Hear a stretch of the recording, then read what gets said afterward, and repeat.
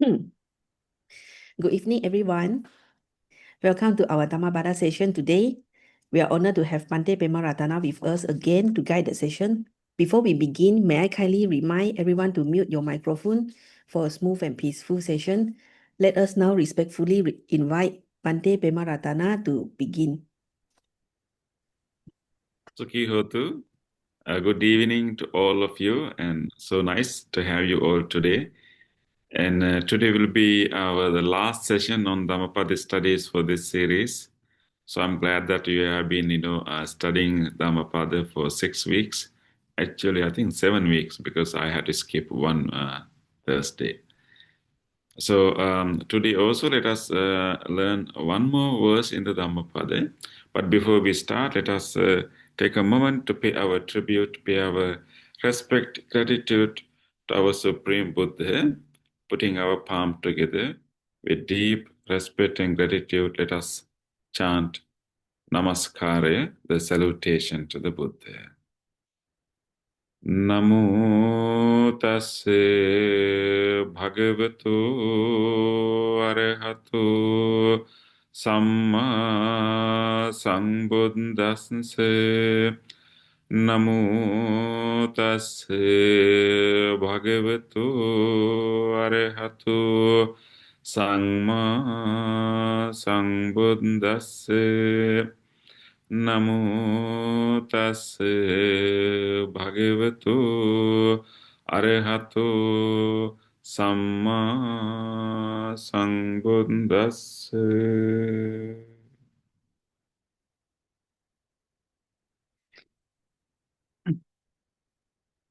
Okay, I have selected today a Dhammapada verse that is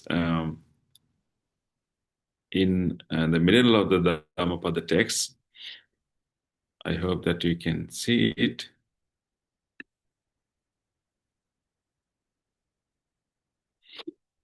This is Dhammapada verse number 104 and 105.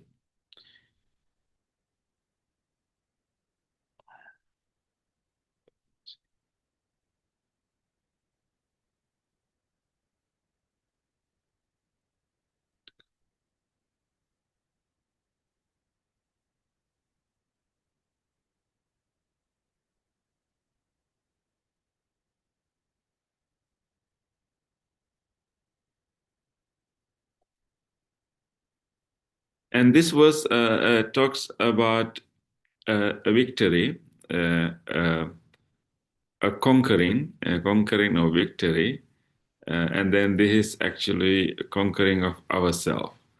So let me chant the verse first before we move into the discussion of the verse in Pāli, and you can see the Pāli words over there. Let me chant first. This could have been seems the way that this verse was originally given by the Buddha in Pāli language. Attā jitaṃ seyyo cāyaṃ itara pajā. Attadantassa posassa niccaṃ saññatacārino. Neva devo gandhabbo Māro saha Brahmunā. Jitaṃ apajitaṃ kayirā tathārūpassa jantuno.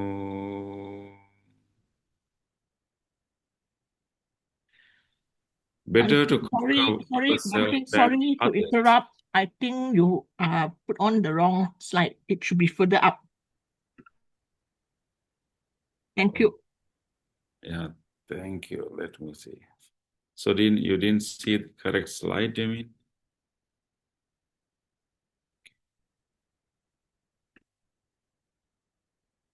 Let me do it again. Thank you. Can you see the verse now?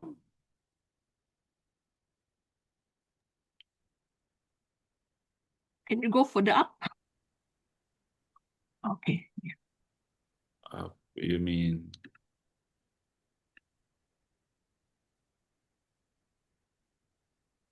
Yeah. Verse 104 and 105. Can you see that now? Okay, thank you. It is better to conquer yourself than others. When you have trained yourself, living in constant self-control, neither a deva, a gandhabba, nor a Māra, banded with Brahmas, could turn that victory back to defeat. So better to conquer yourself than others. When we have trained yourself, living in constant self-control, neither deva, no gandhabba, no Māra, banded with Brahmas, could turn your victory back into defeat. So here Buddha talks about how we can conquer ourselves. And usually whenever we fight, whenever we try to conquer, we try to conquer others. We try to compete with others and not with ourselves. But here the point, what the Buddha really wanted us to understand, I think the best fight we had to do not with others actually, but with ourselves. And Buddha said that it is better to conquer yourself than others. The reason is that when you conquer others, and you always, a victory and losses. You may compete with others. We will defeat others, but another time they will defeat us, and always victory and defeat will interchange one after the other. One day a person may be on the top of the list, and there may be another time another person will come to the top of the list, and things keeps changing all the time. But Buddha said that if we conquer ourselves, let's discuss what we really mean by that conquering. But if we conquer ourselves, then that victory that we achieved cannot be turned into defeat, will not turn into defeat by anyone in this world. Even a deva, a gandhabba, or Māra, or Brahmas, no one can turn our victory into defeat. So this is the true victory, because no one can turn that into defeat, because that's going to stay with us forever. So let's discuss what we really mean by conquering ourselves. Why do we into fight with ourselves or conquer ourselves? What did the Buddha really mean by that? Let me move to the next part. I hope that you can. Does the slide keeps moving? Give me a thumbs up.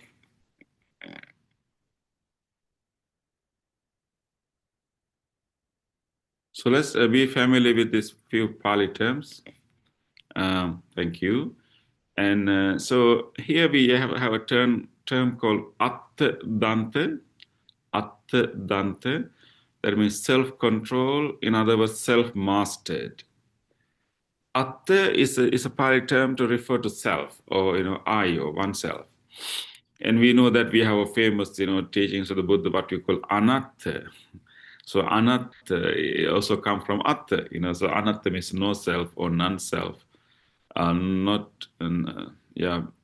teaching on the lack of permanent self. But the term Attā as for self is freely used in Buddhist sources, and so I think the Buddha knew that language is always limited, and Buddha was not afraid to use conventional reality, and so he has in Dhammapada we have a whole section on Attā. whole section on self, and some people, whenever we learn the concept of anatta, and we take it too seriously, and always, argue that if there's no self, what's the, we always find it incompatible with the teachings of the karma, rebirth, paramita, and because we take this the wrong idea, or maybe extreme idea of the term anatta. So Buddha himself used the term atta very often, and we know that atta hi attano nato, the only true refuge for oneself is a self, right? But then that he's not being contradictory when he says that Attā is the true refuge. He's not contradicting with the teaching of anatta, because what the Buddha taught by the teachings of anatta is to teach us that there's no fixed permanent self continuing all the time. But he did not deny an empirical self. At any given point of time, there is a self, that there is a makeup of five aggregate, a unique makeup of five aggregate, which is self. And we are responsible for that self. We are cultivating good qualities of that self. We are trying to overcome the defilements of that self.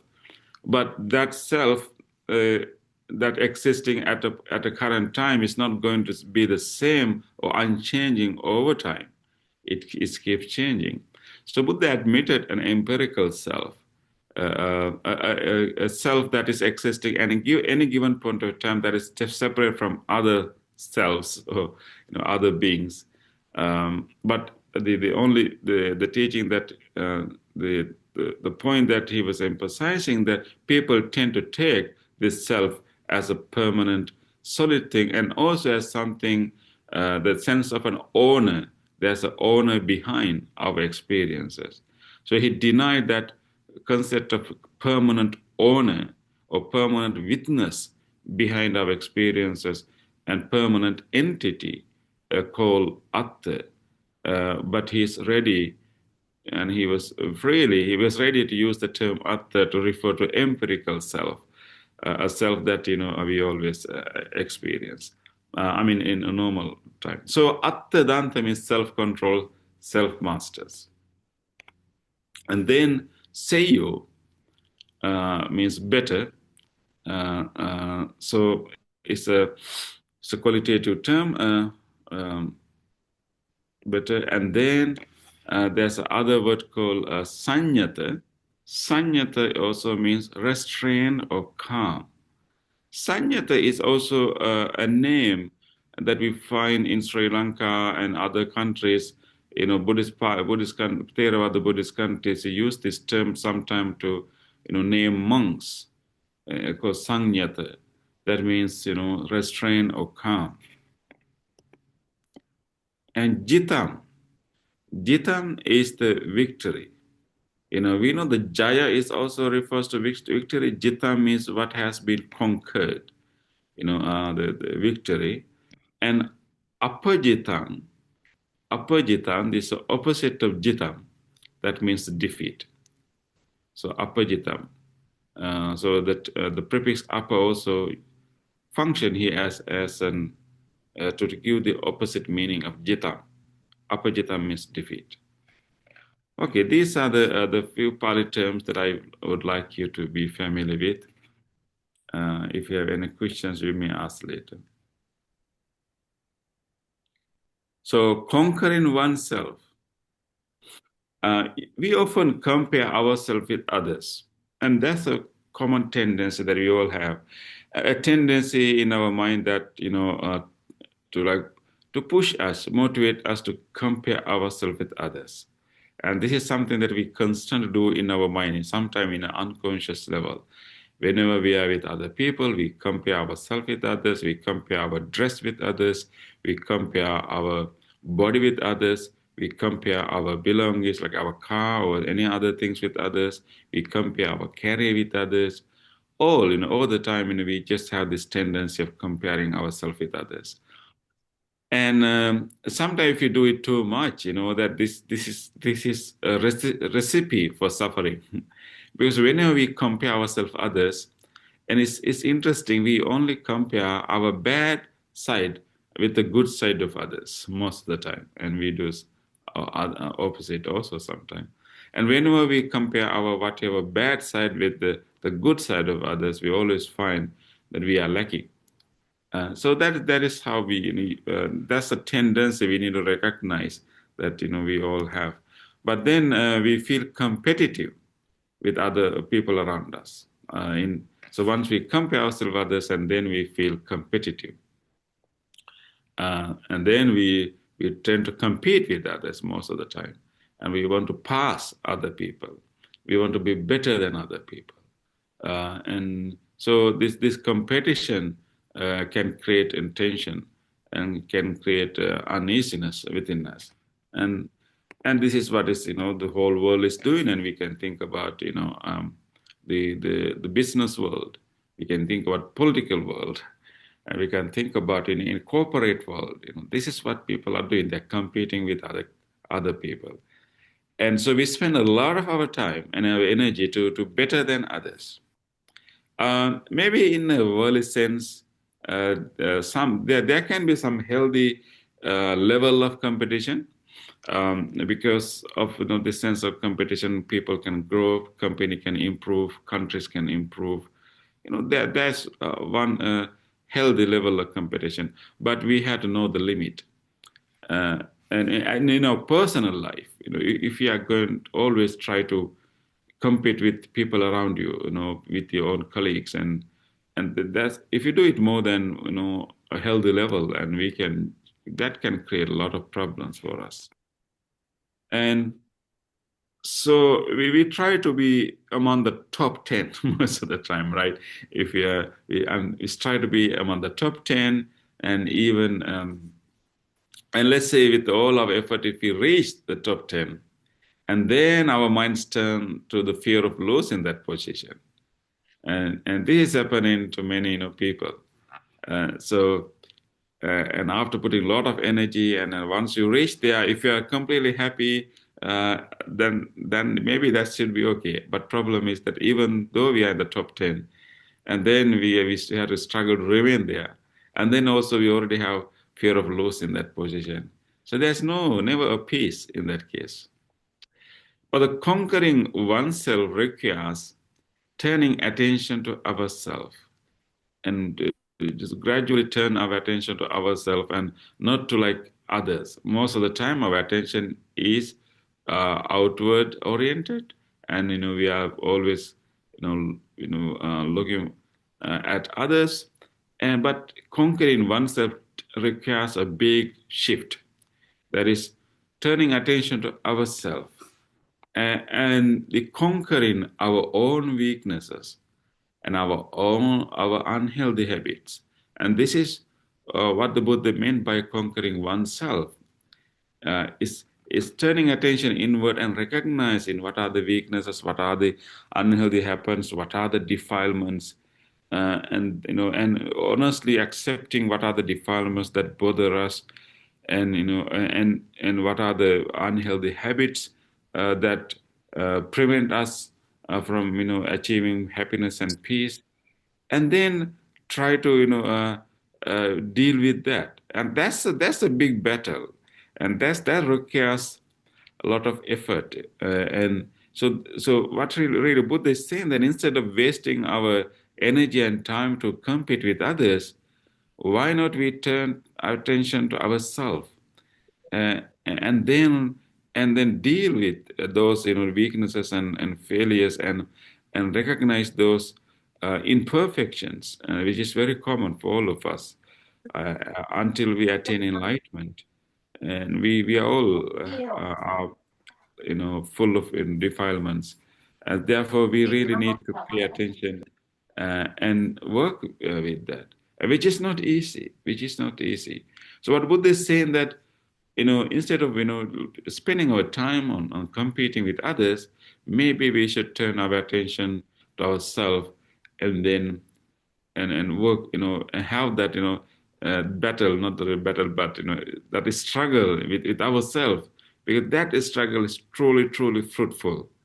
And whatever victory, whatever win that we are going to achieve, it's not going to be changed, not going to turn to defeat. So, and there are a few other verses in Dhammapada that will, that is actually maybe complementary for this verse. That's interesting, statement. Again, another verse in Dhammapada 252, but that says that easily is to see in the fault of others, but one's own fault difficult to see. Like chaff, one winnows another's faults, but hides one's own, even as a crafty fowler who hides behind shame branches. Interesting similes are given. I think this fact that it is easily seen the fault of others, but one's own fault is hard to see, and this is I think this is a very common truth, and many other religious traditions also have accepted that. And here the Buddha is giving an interesting simile.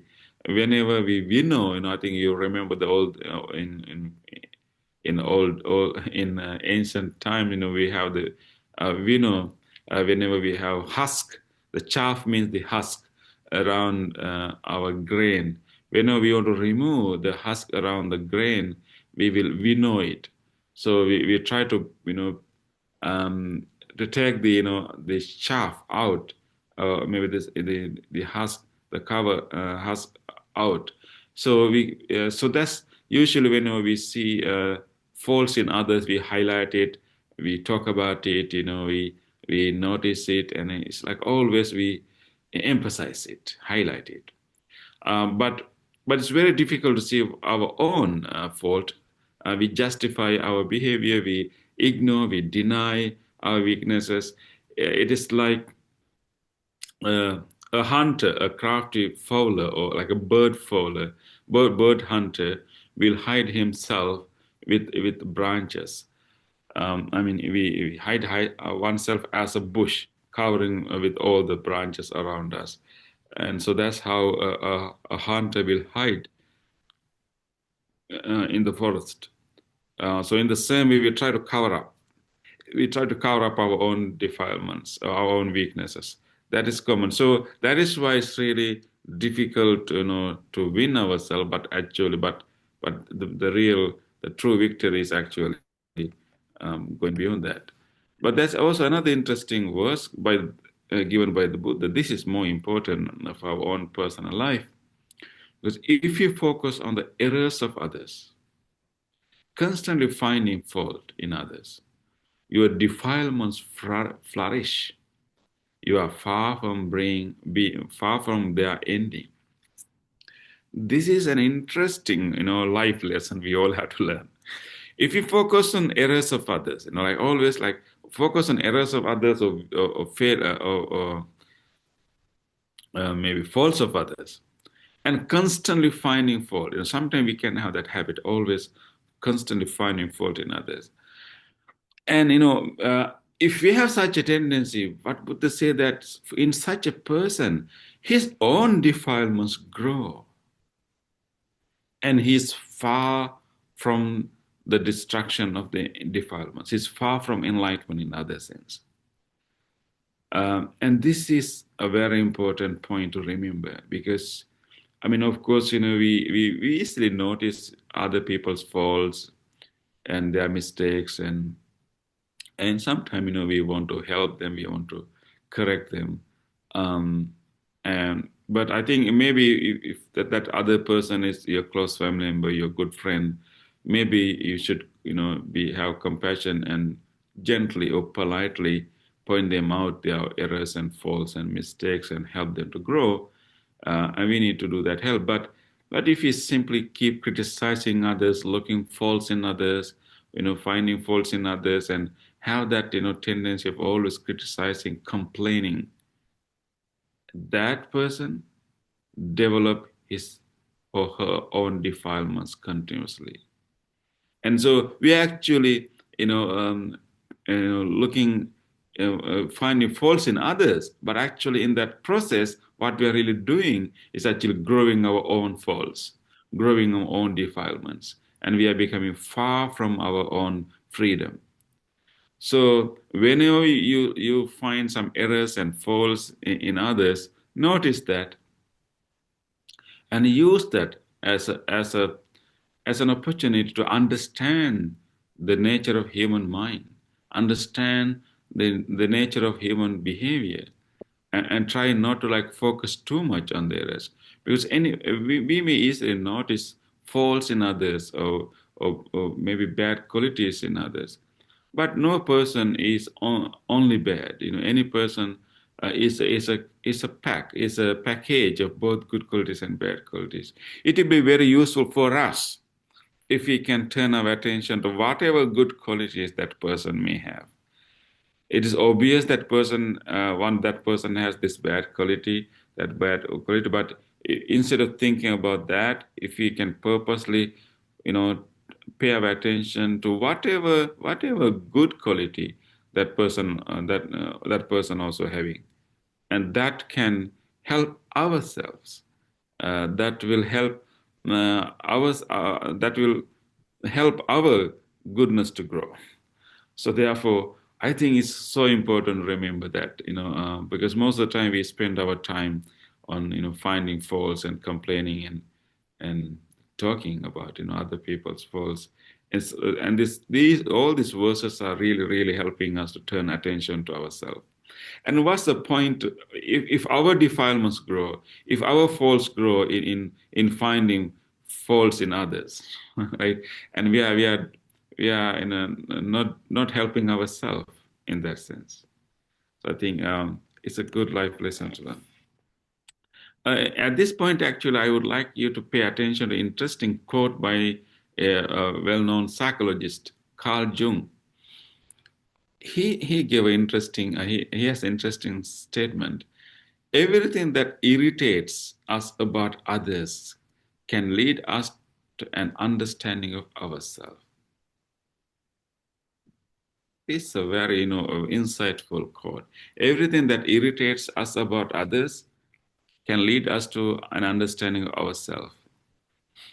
The Carl Jung had this the teaching of what we call shadow aspect of ourselves. He said that sometime, whenever we have a weakness, whenever we have some the aspect that we don't like about ourselves, we try to deny it. We try to hide it. We try to deny it. Sometimes we try to suppress it. We don't like it, but we have that tendency.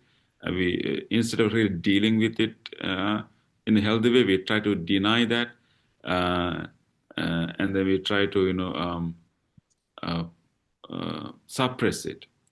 But when we see the same weakness in other person, we feel irritated. Let's say we have a tendency of seeking attention from others, and we always want other people to pay attention to us. But then we try to suppress it. We try to hide it. And then we see someone else is always looking for attention from others, say something to take attention from others, and, maybe dress in a way that he will to draw attention from others. And when we see that, we feel really irritated. And the Carl Jung is saying that happens most of the time, not necessarily because of the other person's behavior, but actually because we had the same tendency, we are having the same tendency, but we have suppressed it. We have put into a shadow. And he said that if someone's behavior is irritating us, and that's kind of, that's kind of our shadow aspect, the aspect that we have suppressed. And the reason that we get irritated is maybe the same weakness, we have it, we have suppressed it, we have denied it. So what he's saying that if everything that irritates us about others can actually, if we use it, we can lead to an understanding of ourselves. So what we call shadow aspect of ourselves. And according to Carl Jung, we all have a shadow aspect. That means an aspect that we have suppressed, we have denied, but still there, not fully manifested, but the tendency is there. And then when we see the same tendency in others, we get irritated.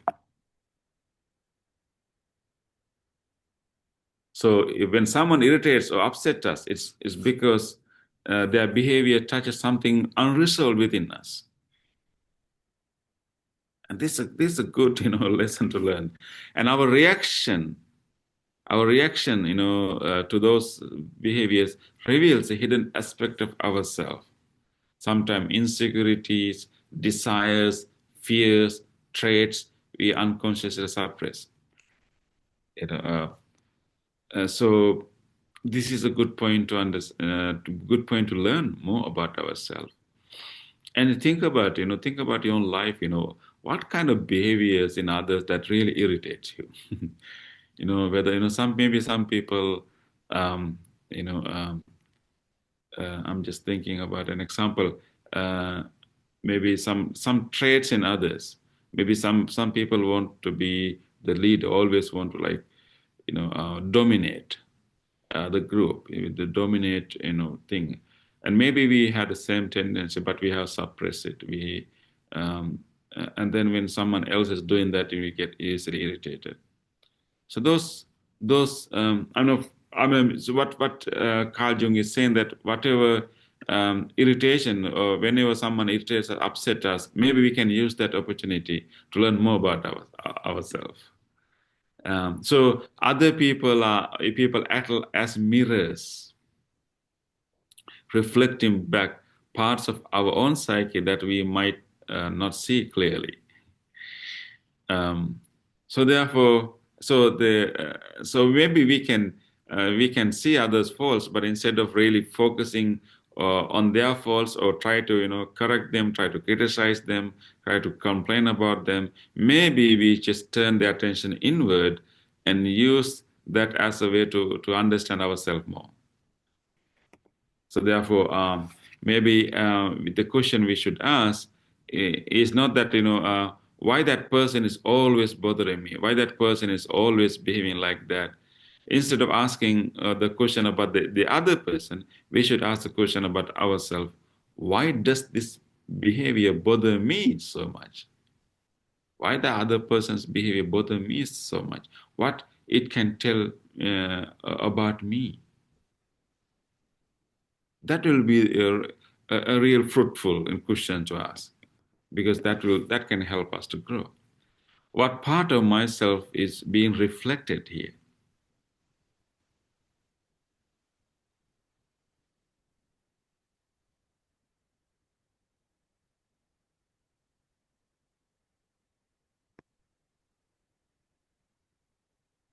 So the identifying one's own defilements and weaknesses is the first step in conquering oneself. I think before we conquer, before we deal with our defilements, it's really important that we identify our own defilements. I think that's where the mindfulness and honesty is so important in our spiritual practice.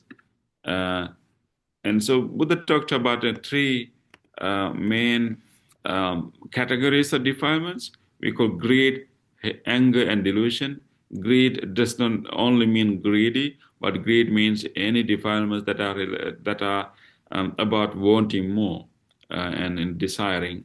And then anger is also the common category of all forms of resentment and dislike, and then delusion. So we are with all these defilements in our normal life. But there can be a tendency in us that sometimes we can be a greed dominant personality. We have all the defilements, but maybe our greed is stronger than two others. So someone can be a greed dominant character, or maybe what is in ourselves, if someone can be greed dominant, and then maybe another person can be anger dominant. That means that person has all other defilements too, but somehow anger is the more prominent, more active defilements. In the same way, there can also be a delusion dominant. That means always confused, not clear, cannot make a decision, and always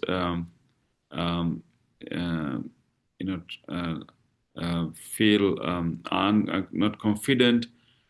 So maybe it can be really helpful if someone can really take an honest observation, honest exploration, and try to find, what is the prominent defilements in me?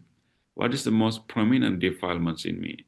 Because then we can learn techniques to deal with that, and then gradually diminish that in defilements that is become prominent in us or dominant in us. So recognizing is so important. And am I a greed dominant or anger dominant or delusion dominant? Or maybe do you have any other defilement that is always dominant and prominent? that recognition, that genuine exploration and genuine recognition, acceptance is so important.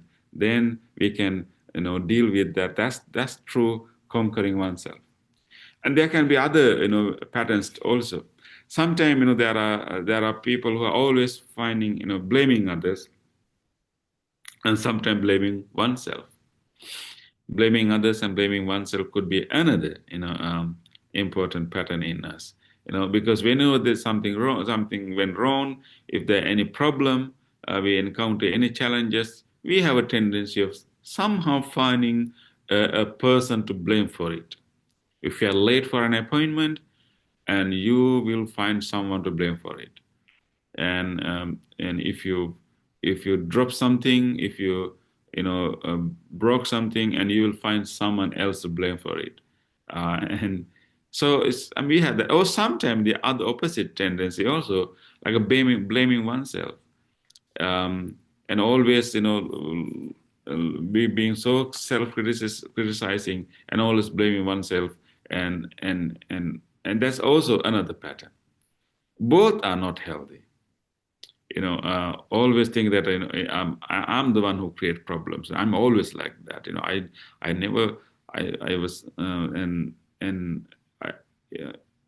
I always failed. My efforts, and maybe turning that blame towards oneself.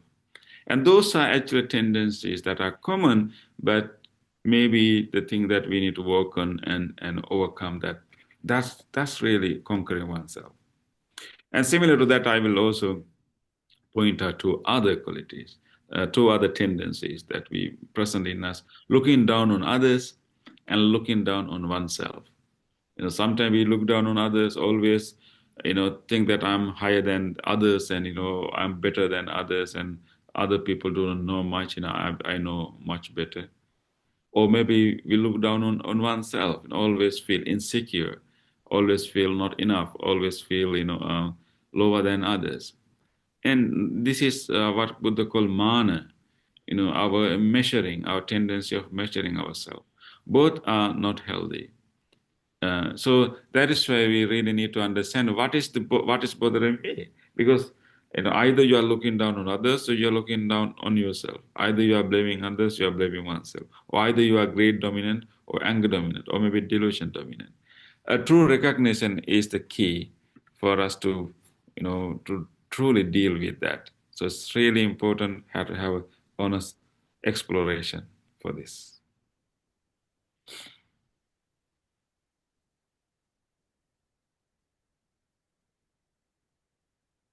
And in our effort to overcome, win ourselves, I think the mentioning about 5 hindrances is important, as we know that whenever you sit down for meditation, these are the hindrances that will always come to you. A sensual desire, like always looking for some sensual indulgence, sensual excitement, and then also ill will, like irritation, and always finding a dislike, irritation, and also sloth and torpor, laziness, not enough, and not energetic, but lazy, and basically laziness and being reluctant. And then the other one will be restlessness in the mind, and always like thinking about things very fast, running of our mind, and keep worrying, keep worrying, and being restless. And then, of course, a skeptical doubt, a lack of confidence, lack of firm understanding and questioning and doubting and instability in our understanding. And these are seen as hindrances in our meditation. And of course, in meditation, we learn techniques to overcome them. The true victory we can have in our life is actually to develop the skills to deal with them and rise above them. And when you sit down for meditation, either we will feel like wanting something else than what we have right there, or you will resist or resentful or dislike whatever condition you have. We will be either way, or we may be lazy and not being able to stay focused, very maybe sleepy, or maybe we are restless and always agitated and running mind. We can be in one extreme. And a skeptical doubt is the foundation for all these things. So therefore, I think recognizing, again, even in meditation, recognizing whenever these mental states arising is so important that we can use the technique to deal with them. And that is the true struggle. We have a big struggle to do with our own defilements. We don't have time to conquer others or compete with others, actually, if we really understand the kind of work we all need to do in order to achieve our peace, our spiritual growth, and our enlightenment. So the 5 hindrances are to be defeated. And how we can actually become the real meaning of Attadantassa, or self-mastered, self-control, self-mastered. How we can really become Attadantassa, the winner of oneself, mastery of oneself. How we can really do that. And of course, the following the Noble Eightfold Path is the easy answer. But I like to highlight these, specific steps how we can win ourselves. Following precepts is the key, because that is where the Buddhist practice starts. Following precepts, observing precepts. That means that we haven't overcome our tendency to lie. We haven't overcome our tendency to harm others, but we purposely observe precepts because intelligently we know that these things are not going to be helpful. Therefore, we observe precepts and try to stick into precepts. Sometimes we transgress them, overcome them. That's okay in the Buddhist understanding. We observe them again, because precepts are like a training rules. The reason that we follow precepts is that we are not fully trained. These are the training rules. When you train, you don't do it perfectly. So the precepts are like a training rules, and of course we call niccaṃ, that means training rule. So observing the precepts is the first step. That means that you'll be perfect in your precepts all the time, but you try your best. And the more you try, and it becomes, you are weakening your bad habits, your defilements. And then the next one will be the being mindful of our body, speech, and mind. Of course, mindfulness is the key here, observing our own mind, observing our urge to do things, our urge to say things, and observing how we speak, observing how we behave, and observing how our thoughts and memories keep coming up. And this being mindful, being more conscious of ourselves is the way to recognize our weaknesses. And most of the time, our behavior, our reactions, our conversation with others are not conscious. The way we speak is not conscious. The way we react is not conscious. Most of the time, we are always operating at the very unconscious level. Unconscious means actually habitual level. And being mindful is bringing that awareness, bringing that being conscious awareness to our speech, to our behavior. And then also in that way, we can notice those urges, like a tendency of blaming others or tendency of blaming oneself. We can notice it. We can catch it. Of course, then we have to use the techniques to deal with them. But being mindful is the key, because we get the opportunity to change it. And then being effortful, or samma vāyāma, being effortful to not to feed defilements, but to cultivate virtues. If we always find fault in others, always when you think about some person, you feel angry and upset about that person, and then you notice that, okay, this is what I'm feeling, and then you purposely make an effort. Does that person has any other good qualities? Has that person ever helped me? And you purposely, effortfully change your attention, try to think. I mean, maybe you can find, of course, this person has this weakness, but he's also good and helpful to others. Maybe some other good qualities. You can think about some help that person has given to you. But by doing that, you're not really making the other person good or bad. Actually, it's really helping you, helping ourselves to conquer ourselves, to remove our own, defilements. So calming down the mind. The next one, calming down the mind to experience deeper levels of happiness. This is samadhi. This is like, learning meditation techniques to settle down our mind. Our mind is always agitated, moves, back and forth. But we can gradually train our mind to calm down on a wholesome object like metta, or on the qualities of the Buddha, on the breath. And then, gradually we learn that there are higher levels of happiness that we can experience in meditation. And then that's the other one. Then we can actually overcome hindrances. And then developing insights into the reality of life, that is the highest level. So these are the methods we can use to really win ourselves. And this is the actually Noble Eightfold Path. But in a specific way, we can actually win ourselves. And actually, the Buddha himself called his own enlightenment as the victory over Māra. We have this story at the moment of enlightenment. At the moment of enlightenment, when the Buddha is faced, with the full force of his own defilements. And the term Māra is an umbrella term in Buddhism that refers to so many things, but most importantly, to the collective force of our defilements. Collective force of our defilements is called Māra. But in addition to that, anything that prevent or hinder our enlightenment can also be called Māra. So in that sense, our death can also be a Māra, because our lifespan is so short, we cannot achieve enlightenment. We have to start again when we die, if you don't attain enlightenment in this life. So anything that hinder our enlightenment can be called Māra, mainly our own defilements. But there's also a category of beings called Māra, that is living in the highest divine realm. They're actually devas, actually category of devas, but the highest heavenly realm, there's a category of beings called Māra. Sometimes that he's the leader of the sensual realm, and sometimes those devas, that's Māras over there, there's also a leader there called Vasavati Māra, and they don't like people to attain jhana.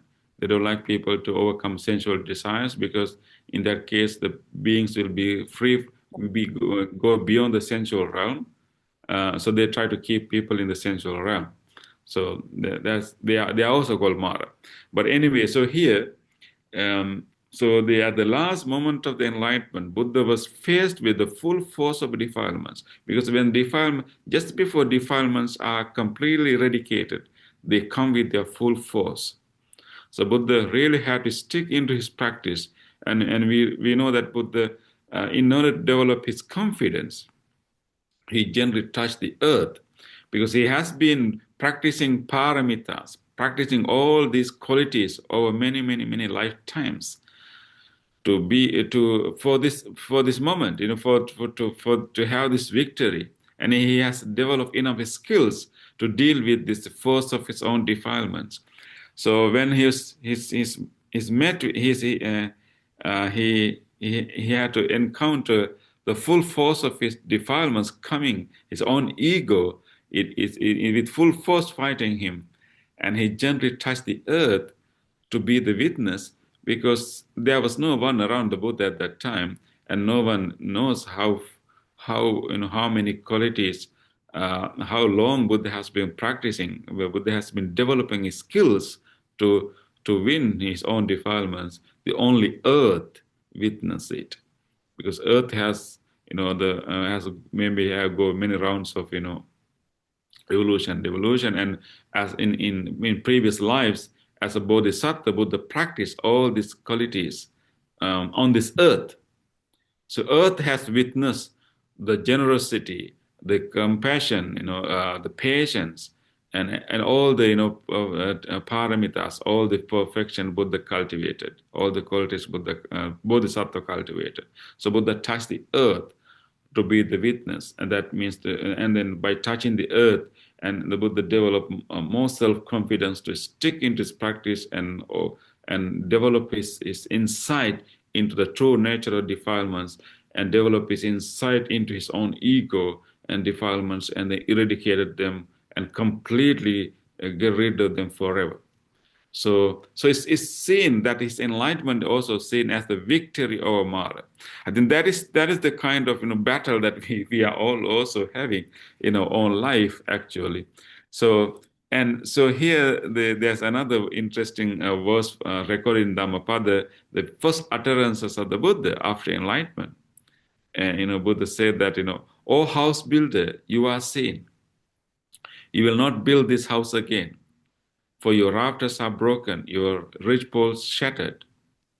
My mind has reached the unconditioned. I have attained the destruction of craving." Buddha is addressing, his own craving, his own, ignorance. House builder is the term Buddha used to the craving, because it's the craving coupled with ignorance that build this house, means build this, this five aggregates, this cage of self. So Buddha says, "I saw you, the house builder. That's why I saw the craving. I saw what is underneath the craving. And now your rafters are broken. A ridgepole, that is the ignorance, is shattered, and you will not make any more, house for me. You will not create any more rebirths for me. My mind has reached the unconditioned. I have attained the destruction of craving." And in tradition of this, we believe that this is the first utterance Buddha made after his enlightenment. No one was there to hear it, but later Buddha reported, and it is recorded in Dhammapada too. And so in the same way, actually, the lesson we can learn from this verse is that we don't have to compete with anyone. That is not the goal and the purpose in our life. You do not have to compete with anyone. We don't want to defeat anyone, and our focus should be instead to focus on ourselves. Real battle is really within oneself. Real battle is within oneself, and by recognizing both our defilements as well as our inner capacities, we can strive each day to become better versions of ourselves. I think that is the real compete we have to have. The real true competition we are having with ourselves. The true battle we are having with ourselves. The becoming a better and better versions of ourselves. And lesser and lesser defilements in us. And more insight and wisdom in us. More and more compassion in us. So we are becoming better and better version. Real competition is with ourselves. So such growth cannot be undone. That is what this verse is saying, that once you have that, once you created a better version of ourselves, I am better than yesterday. When we created that better version of ourselves, that victory cannot be undone by anyone, even by a devo, Brahmā, or Māra, and it moves closer to us to the enlightenment.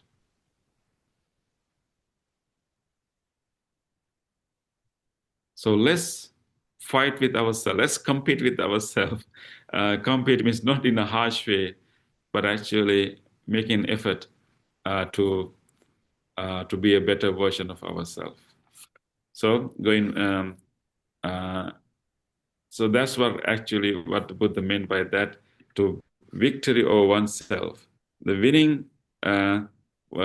This verse says that winning. What it says. It is better to conquer oneself than others, when you have trained yourself living in constant self-control, neither Deva, nor Gandhabba, nor a Māra, or nor a Brahmā could turn that victory back into defeat.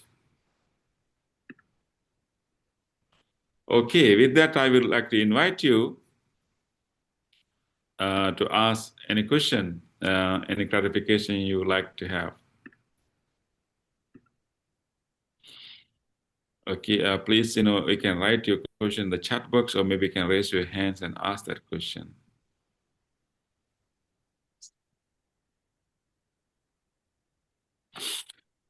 Oh, there's one question or comment. That means that we can call 5 hindrances as Māra. Yes, actually, 5 hindrances are aspects of Māra, not the full Māra. The 5 hindrances are aspects of Māra. Yes. Any other comments or questions you'd like to ask?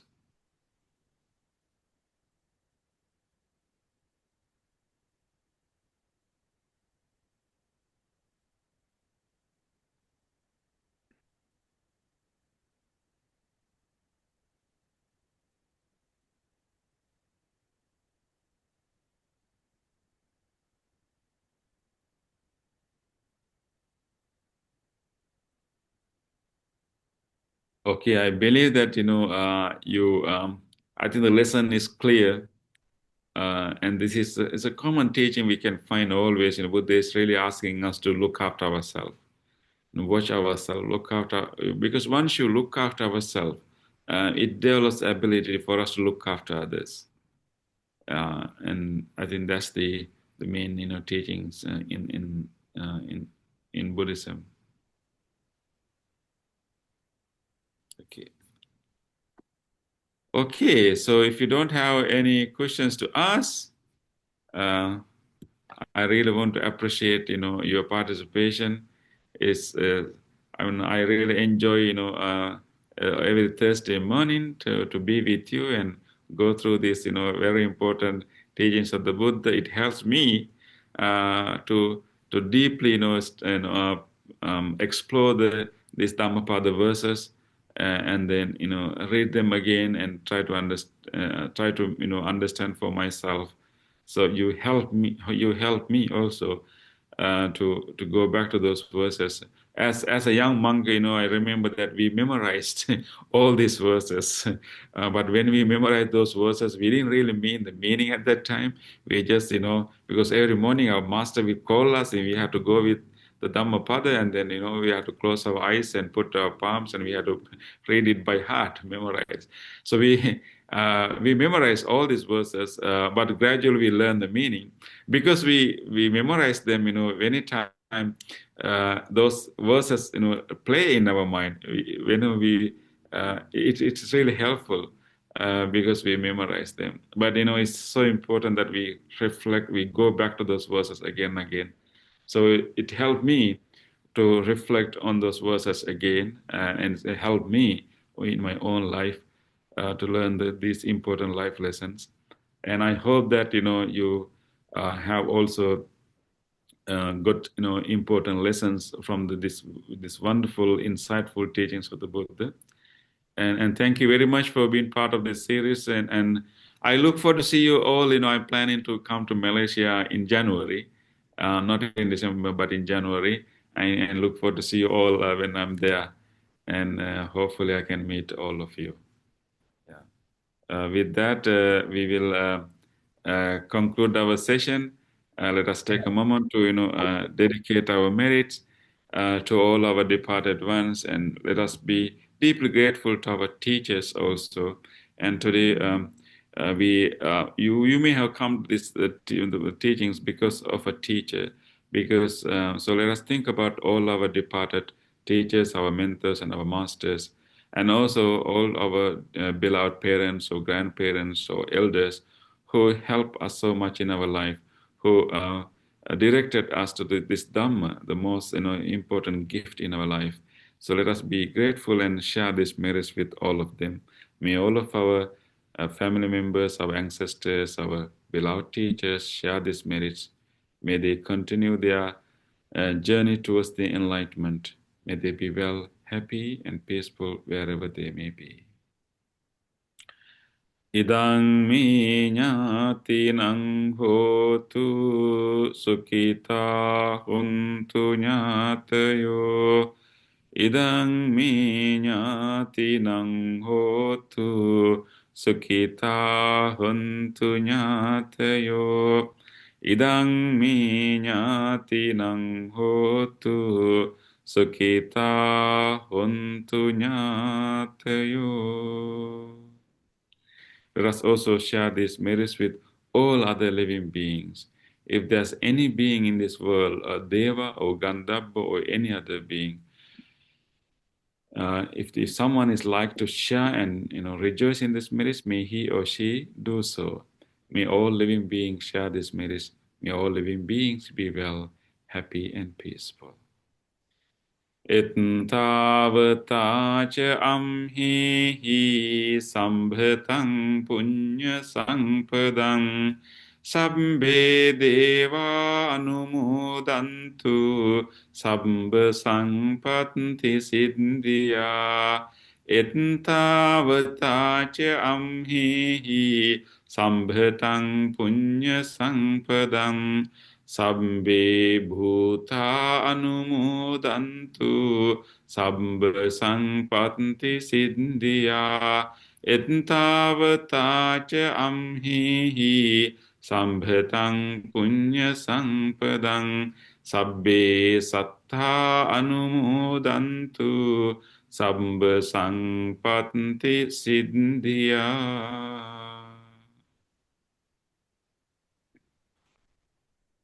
Okay. Thank you, everyone. Look forward to see you. Sukhi hotu. Thank you, Bhante. Thank you. And I really want to also thank Mahakaruna Buddhist Society for organizing this, and really appreciating giving this opportunity for me to share these teachings with everyone.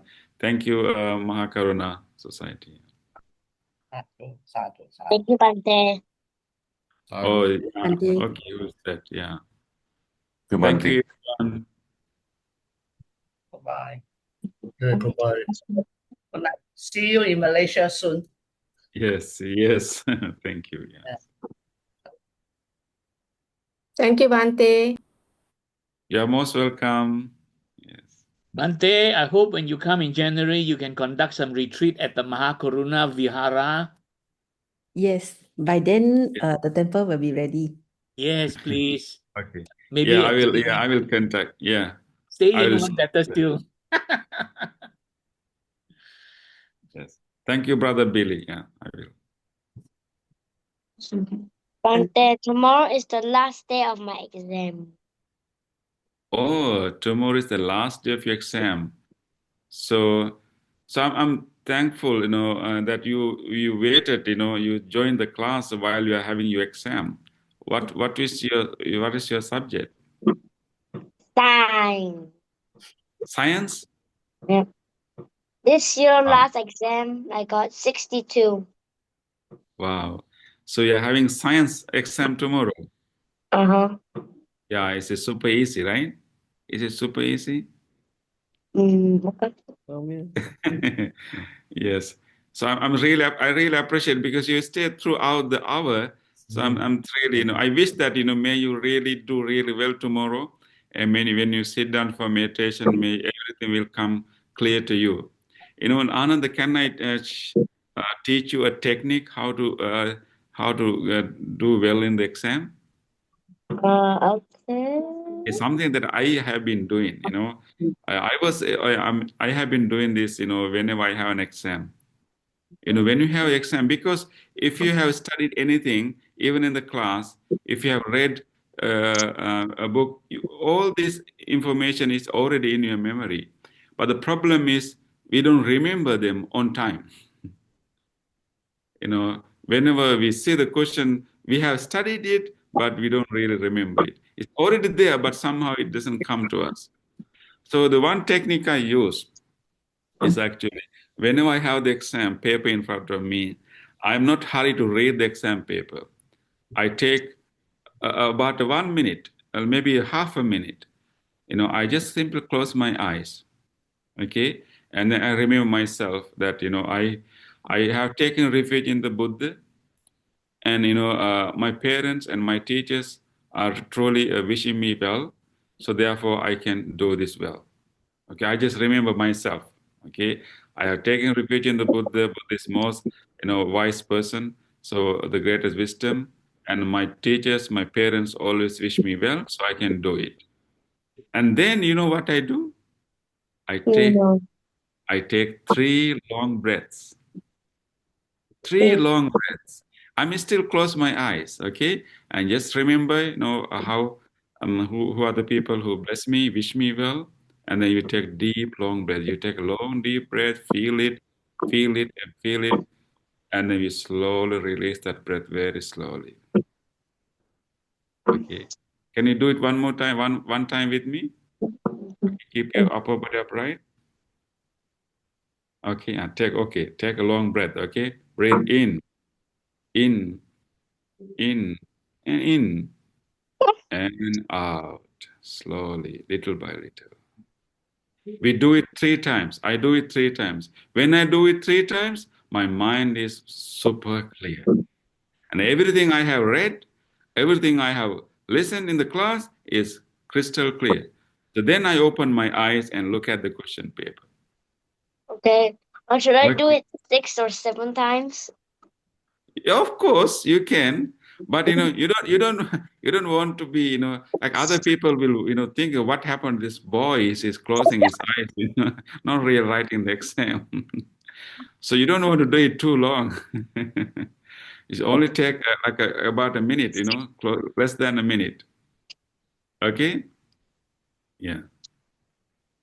So try this technique tomorrow. Let me know how did you do. Okay. Okay. Let's see. Yeah, so last time you get 60, right, for science? Oh, 62 62. Okay. out of What is your goal? 100. So what is your goal this time? How much you want to score this time? Higher than that. 82? Maybe 92? 95. Okay.